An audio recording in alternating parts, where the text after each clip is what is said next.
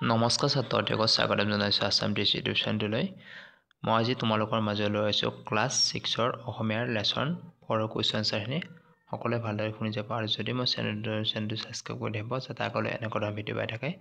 মই তোমালোকৰ কাৰণে যথেষ্ট কষ্ট কৰিছোঁ তোমালোক সহায় কৰাৰ কাৰণে। তোমালোকে তাৰ বিনিময়ত এটা ছাবস্ক্ৰাইব কৰিবলৈ অৱহেলা নকৰিব। আজিৰ ক্লাছটো আৰম্ভ কৰিছোঁ। ৰৌগৈ বলা গছৰ পুলি। 1 নম্বৰ, তলত দিয়া প্ৰশ্নসমূহৰ শুদ্ধ উত্তৰটো বাছি উলিয়াই সঠিক বৃত্তটো পূৰ কৰা। ক, নাটিকাখনৰ প্ৰথম দৃশ্যত গুণগুণকৈ গীত গাই কোনে ছবি আঁকিছিল? গুণগুণকৈ গীত গাই কোনে ছবি আঁকিছিল? উত্তৰটো হ'ব সুমনাই, ঋতুপনে, মননে, আকাশী। উত্তৰটো হ'ব সুমনাই। খ নম্বৰ, সুমনাই সকলোকে হাতে হাতে কোৰ খন্তি হাতোৰা লৈ আহিবলৈ কিয় কৈছিল? ক, গছৰ পুলিত পানী দিবৰ বাবে। খ, শুকান গোবৰ গুৰি কৰিবৰ বাবে। গ, গছৰ পুলি ৰুবৰ বাবে। উত্তৰটো হ'ব গ, গছৰ পুলি ৰুবৰ বাবে। 2 নম্বৰ, তুমি ওপৰৰ দ্বিতীয় প্ৰশ্নৰ উত্তৰটো কিয় শুদ্ধ বুলি বাছি ল'লা?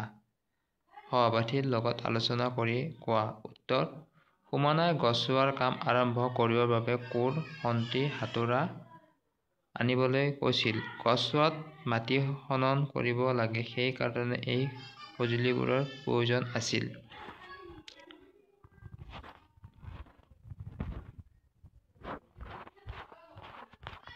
3 নম্বৰ, তলত দিয়া শব্দবোৰৰ অৰ্থ অভিধান চাই লিখা।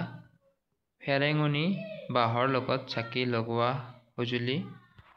প্ৰদৰ্শনী, কোনো বস্তু বা কাম জনসাধাৰণৰ আগত প্ৰদৰ্শন কৰা কাৰ্য। জোপোহা, সৰু গছপুলিৰে ভৰা ঠাই। বন মহোৎসৱ, গছ ৰোৱাৰ উৎসৱ। শীতল ঠাণ্ডা, খন্তি, মাটি খনন কৰিবলৈ ব্যৱহাৰ কৰা সঁজুলি। 4 নম্বৰ, পাঠটোৰ দ্বিতীয় ছবিখনত কাহিনীটোৰ কোনটো অংশ প্ৰকাশ পাইছে আলোচনা কৰি তলত দিয়া বাকচত লিখা। উত্তৰ, দ্বিতীয় ছবিখনত দেখা যায় যে ল'ৰা ছোৱালীবিলাকে গছ ৰোৱা কাৰ্যত ব্যস্ত হৈ পৰিছে। সকলোৱে সঁজুলি লৈ গছ ৰোৱাৰ কাম কৰিছে। এইটো নাটিকাৰ বন মহোৎসৱৰ কামৰ অংশ। 5 নম্বৰ, তলত দিয়া প্ৰশ্নকেইটাৰ উত্তৰ কোৱা আৰু লিখা। ক, মননে ছবিখন কিয় আঁকিছিল? উত্তৰ, গছ ৰোৱাৰ প্ৰয়োজনীয়তা আৰু গছৰ উপকাৰিতা বুজাবলৈ। খ নম্বৰ, গছে আমাক কি কি দিয়ে বুলি মননে কৈছে? উত্তৰ, অক্সিজেন, ফল, ছাঁ, কাঠ, কাগজ আদিকে।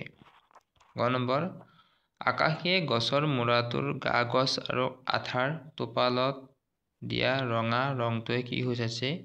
উত্তৰ, গছ ৰোৱাৰ ঠাই চিনাক্ত কৰাৰ বাবে দিয়া হৈছিল। গ নম্বৰ, বন মহোৎসৱ সপ্তাহৰ সামৰণি সভাখন ক'ত অনুষ্ঠিত হ'ব? উত্তৰ, বিদ্যালয়ৰ সভাগৃহত। ঙ, পৱন খুৰাই মননহঁতক কি খুৱাব বুলি কৈছিল? উত্তৰ, বিলাসী আৰু পকা ফল। ৫ নম্বৰ, যাও আহা সকলোটি শীৰ্ষক গানটো কোনে গাবলৈ আৰম্ভ কৰিছিল? উত্তৰ, সুমনাই। ৬ নম্বৰ, তলত দিয়া প্ৰশ্নকেইটাৰ উত্তৰ আলোচনা কৰি কোৱা আৰু লিখা। ক, মননে ছবিখনৰ জৰিয়তে কি ভাৱ ফুটাই তুলিব বিচাৰিছে? উত্তৰ, গছ ৰোৱাৰ প্ৰয়োজনীয়তা, পৰিৱেশ সংৰক্ষণ আৰু গছৰ উপকাৰিতা। খ নম্বৰ, সুমনাই গছৰ পুলিবোৰ ৰোৱাৰ পাছত সেইবোৰ কি হ'ব বুলি শংকা কৰিছে? উত্তৰ, শুকাই যাব বুলি।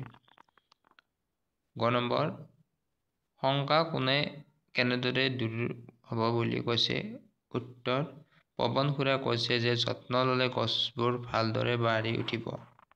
গ নম্বৰ, মননহঁতে গছৰ পুলি ৰোৱাৰ পৰিকল্পনা কেনেদৰে কৰিছে? উত্তৰ, আগতৰে পৰা স্থান নিৰ্বাচন, সঁজুলি যোগাৰ আৰু দলবদ্ধভাৱে কাম কৰি।